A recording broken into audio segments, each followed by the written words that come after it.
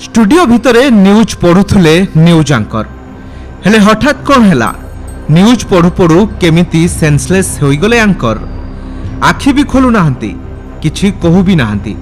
हठात एमिति कौन है ए न्यूज आंकर ए न्यूज आंकर हेउछंती लोपामुद्रा।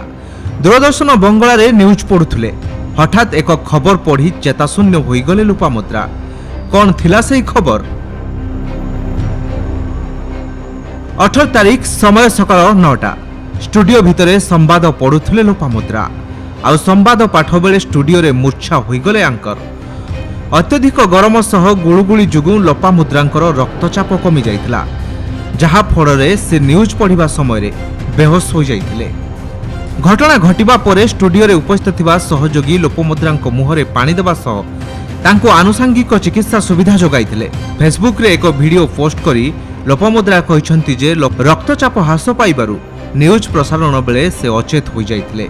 न्यूज पढ़िबा पूर्वरु से असुस्थ अनुभव करथिले, तथापि से न्यूज पढ़िबा को चाहिथिले। गोटे ग्लास पानी पी से न्यूज पढ़िबा आरंभ करथिले। से भाबिथिले पानी पी देले सब ठीक हो जिवो।